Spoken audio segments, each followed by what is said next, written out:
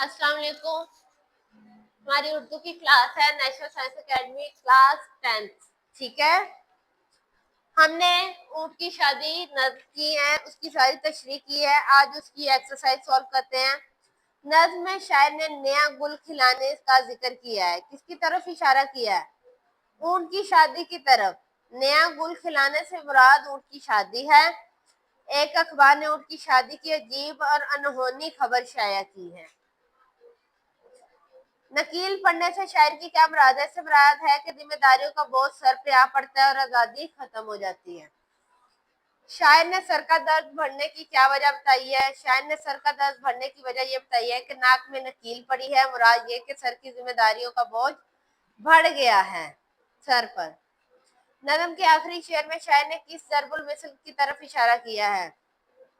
नज़्म के आखिरी शेर में शायर ने इस ज़रबुल मिसल की तरफ इशारा किया है कि देखिए ऊँट किस करवट बैठता है, यानी इस अनहोनी शादी का अंजाम क्या होगा।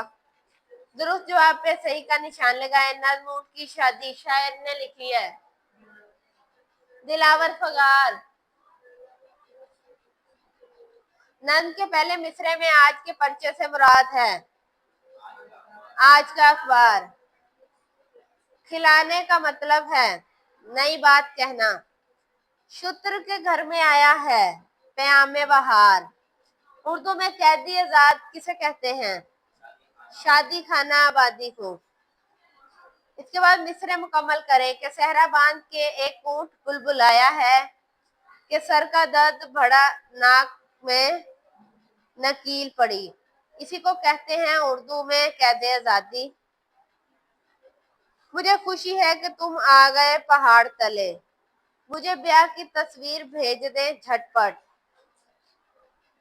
कुछ अल्फाज है उनका मफहूम बयान करना है। गुल खिलाना, गुल खिलाना मतलब मामूल से हट के कोई काम करना।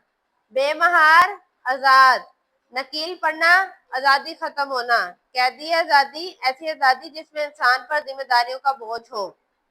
किसी करवट बैठना, हालात का नया रुख इख्तियार करना। जी हमारी एक्सरसाइज मुकम्मल हो गई है।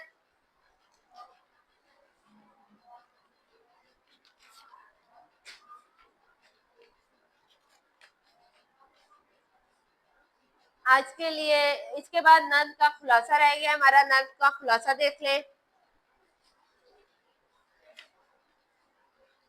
आज के अखबार में एक अनोखी खबर छपी है। जब भी आप खुलासा लिखेंगे आपको पेपर में खुलासा, नज़्म का खुलासा या मरकजी ख्याल में चॉइस आएगी।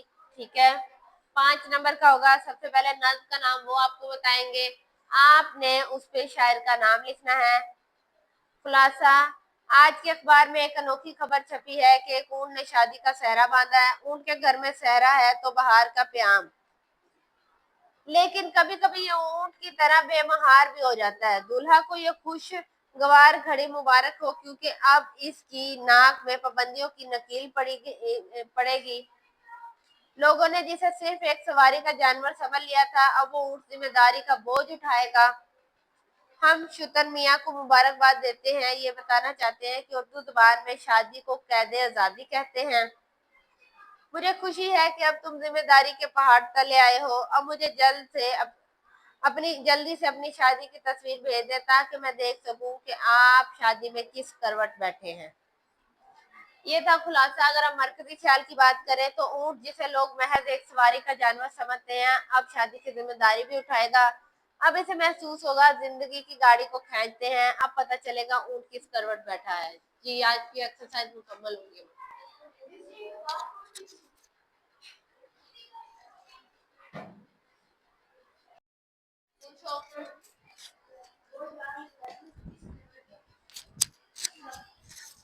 बेटे ऊँट जब बैठता है तो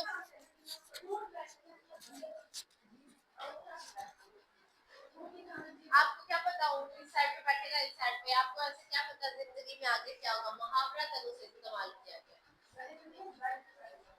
बैठ के नहीं बैठेगा, अजीब बातें करते हैं।